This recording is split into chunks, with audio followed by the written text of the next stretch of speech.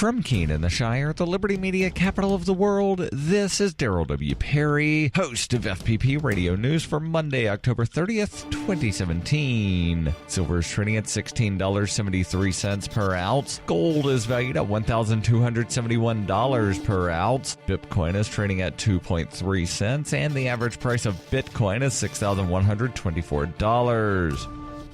Antiwar.com reports Spanish Foreign Minister Alfonso Dastis gave an interview to the Associated Press over the weekend in which he insisted the Catalonian president, Carles Puigdemont, has been deposed, that everyone knows Catalonia is not independent, and no one will obey Puigdemont anymore. Dastis insists the Spanish central government is absolutely in charge of the region of Catalonia and that new elections will be held on December 21st. He warned that even if the pro-independence Catalans don't participate in the vote, the result will be final. He added that people are perplexed by the attempt to declare independence and that no one thinks that such a thing would be possible in Europe in the 21st century. In the October 1st referendum, an overwhelming majority of Catalans voted for independence, though Spain insists the vote did not count. The Catalan parliament voted 70-10 on Friday to declare independence and establish itself as a sovereign republic. Spain responded by insisting they're all fired and that all members of parliament who voted yes might be charged with crimes. Dastis said he would not rule out the possibility of Catalonia getting more autonomy in the future, though he said it can never be independent. He added that Puigdemont might be allowed to run in the December 21st election if he was not imprisoned by the Spanish government before then. With Spanish officials very keen to replace the Catalan government with the lone loyalist faction, the Socialist, it is likely that most of the leadership of other regional parties will be rounded up and jailed before the vote in an attempt to preclude Catalonia simply electing an even more pro-independence government.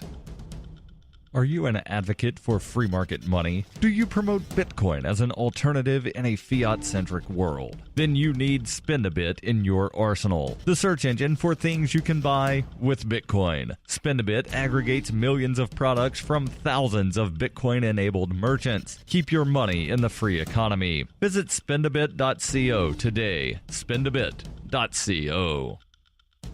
UPI reports 3 officers of the Pomona Police Department in California are facing federal charges for physically beating a juvenile and attempting to cover up the assault, according to the Department of Justice. Pomona Police Department Corporal Chad Kenneth Jensen is charged with deprivation of rights under the color of law for allegedly beating then 16-year-old Christian Aguilar Jr. during an incident at the Los Angeles County Fair on September 16, 2015. Jensen is also charged, along with his partner, Officer Prince Taylor Hutchinson, with preparing false reports that attempted to justify the assault. Sergeant Michael Timothy Niederbomer, the Internal Affairs Unit officer who was tasked with investigating the beating, is charged with obstruction of justice for allegedly making false statements to Aguilar's family that were designed to dissuade them from reporting the incident to law enforcement. He is also charged with making false statements to FBI agents who are investigating the alleged civil rights violation by Jensen. The incident was caught on video by a bystander, but police placed the bystander under arrest at the time and edited out parts of the video that showed Jensen punching the teen before submitting it as evidence. However, the full video was obtained by Christian Aguilar Jr.'s attorney, David Gamble. In addition to charges against the teen being dropped, the city of Pomona also paid a $500,000 civil lawsuit settlement to the family of Christian Aguilar Jr.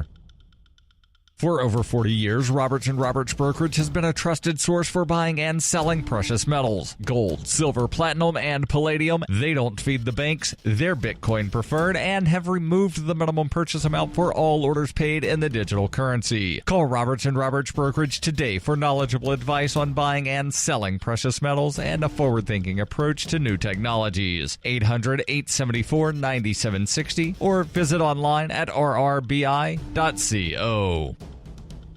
Reuters reports most of the NFL's Houston, Texas team knelt in protest as the national anthem was played for Sunday's game in Seattle, an apparent rebuke of team owner Bob McNair for his remarks about inmates running the prison. Backlash over the comment rekindled a national debate over NFL players who have protested racial bias in the U.S. criminal justice system. The opening ceremonies of the Texans' late afternoon game against the Seahawks were not broadcast live on CBS. According to the Seattle Times, only 9 of the Texans' players stood for the anthem, but the rest were seated or kneeling, with about 40 players refusing to stand.